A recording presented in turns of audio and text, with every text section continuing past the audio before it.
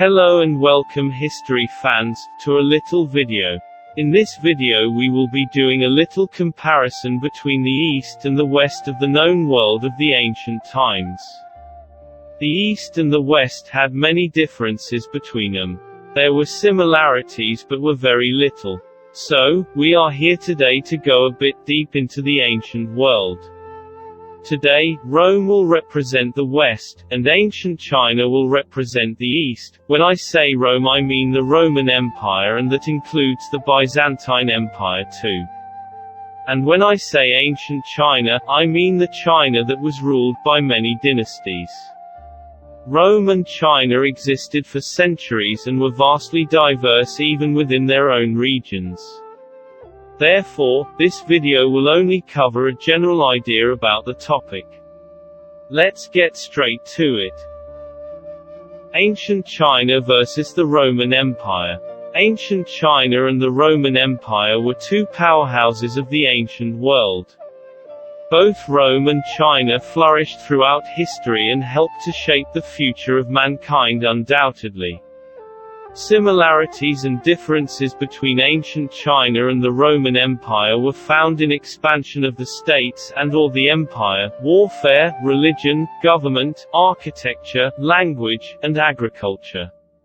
First of all, let's focus on the expansion of the respective regions. These may be states or the empire itself. Rome was a state that predominantly used its legions to annex or capture weaker or unwilling states. Rome constantly fought the Carthaginians in the early stage of the empire. The last enemy for the Romans to fight were the Ottoman Turks, at Constantinople, before its fall in 1453. The expansion of China began in around 1050 BCE when the Zhou dynasty defeated the Shang dynasty. One of the main similarities about expansion is that both Rome and China considered people from other regions as barbarians or uncivilized people. As once a great man said, "History of mankind is the history of wars." Humans are by nature greedy for power and wealth. So they tend to get them one way or another. Therefore warfare runs throughout history. Hence, warfare can be considered as another criterion to compare Rome and China. In ancient Rome, martial skills were highly admired and war was a source of prestige for the elite and well-connected. Soldiers went through a rigorous training regimen similar to modern boot camp, and new recruits were always on the front lines of a battle. Roman legions were both legendary and feared. The Roman legion is still considered as one of the best example for structure and organization of military units. Greek fire is one of the best examples for military technology of the Romans. Greek fire was utilized by the Byzantines in the battles. Greek fire is believed to be some sort of petroleum product that can be fired from an apparatus much similar to a modern-day flamethrower. On the other hand, since throughout the lifetime of ancient China, its people were plagued with constant warfare, over the course of centuries. Various influential groups arose who sought to transform warfare into an art. Many of the world's most admired and ancient martial arts can trace their roots to ancient China. The Chinese, for centuries venerated the art of fighting. This mentality can best be seen in Sun Tzu's famous book, The Art of War, which illustrates warfare as an art and includes 13 different aspects of war. Sun Tzu said, "The art of war is of vital importance to the state. It is a matter of life and death, a road either to safety or to ruin. Hence it is a subject of inquiry which can on no account be neglected." The art of war, then, is governed by 5 constant factors, to be taken into account in one's deliberations, when seeking to determine the conditions obtaining in the field. This explains how important was warfare for the Chinese. Speaking of military technology, the Chinese invented the crossbow that was much ahead of its time. Speed and accuracy surpassed that of a contemporary bow, and most importantly, the archers could fire for longer periods, because the crossbow required less power from the arms. Religion is a set of teachings by a person about living righteously. Religion was born with the human need to know, get things clarified. This is also known as curiosity. Religions were diverse even within the same region sometimes. Let's see how East and West were different in terms of religion. In the beginning of the Roman Empire, it had been largely a polytheistic culture. They worshipped many gods who possessed different powers, including gods of war, agriculture, and beauty. During the 1st and 2nd centuries, Christianity became very prominent and eventually spread through the whole empire.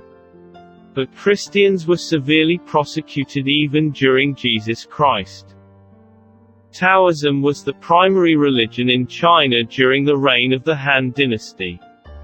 Taoism is believed to be the teachings of Lao Tzu. Taoism is woven around the idea that people can gain deityhood or live forever by practicing certain rituals. Later on, Buddhism and Confucianism too emerged as famous system of beliefs. Buddhists are focused on detaching themselves from the mundane things and to attain supreme bliss through removing the true cause of grief, the bonds to the mundane world. Confucianism is actually a way of governing a state and a way of life. Politics and government was always a component in history. States all around the world had different methods of governing their subjects. Rome had a democratic government. Citizens were authorized to elect their own officials, also called consuls, by gathering at an assembly each year. Other government officials were tax collectors, judges and magistrates. On the other hand, China had monarchies throughout its course through time. The power went from the hands of one dynasty to another and the emperor was a dictator. He may choose to receive advice from his ministers, but his word is the final. Every society in the world had different forms and styles of architecture. Similarly, this fact is common to China and Rome too. Roman structures were built primarily with concrete. They imitated Greek models and were experts in the utilization of the arch and columns. Their monuments were built to proclaim military achievements. Colosseum is one great example for the magnificent architecture of the Romans. Chinese architecture, on the other hand, was completely different. They built primarily with wood and were proficient in bronze casting and ceramics.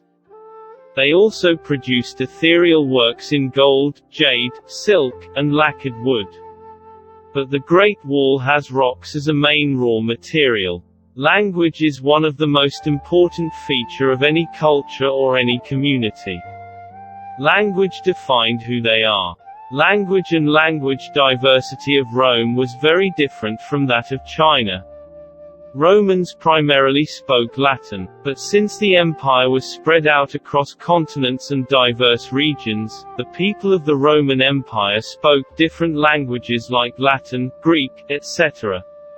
But in China, Mandarin was the most widely spoken language. And language diversity in the states of China was considerably low, compared to the language diversity in the Roman Empire. Agriculture too, is almost unique to each and every community, each and every culture around the world. Let's now compare the agricultural aspect of ancient China and the Roman Empire. Roman agriculture consisted of vineyards, irrigated gardens, willow plantations, grain land, and other crops. The area of land one owned would determine their importance. One of the landmarks of Rome's most famous landmarks was the aqueduct, which was capable enough to move large quantities of water long distances. Now let's see what China had to offer back then, in the form of agriculture. Ancient China has developed numerous, efficient methods for farming. Around 722 BC to 81 BC, they created cast iron tools, seed drill, and also the use of large-scale harnessing and exploitation of rivers and the energy of flowing water. The dietary staples of ancient China included rice, fish, and wheat. And there you have it. A comparison between ancient China and the Roman Empire. As I said earlier, they represent the East and the West of the ancient world. These are the sources which I took the information from. My primary source is The Art of War by Sun Tzu. Even though it is a translation, it still does its job. I also sought to the book, A History of World Societies, and used a few chapters for this video. The book Roman Architecture by Frank Sears, and 2 other journal articles by Ronald Edwards and Hywen Zhou were immensely helpful too. I hope you learned something from my video and thank you for watching. I hope you had a great time, and I think anybody who has a genuine interest in history will go a long way. Thank you once again for watching. Have a good day.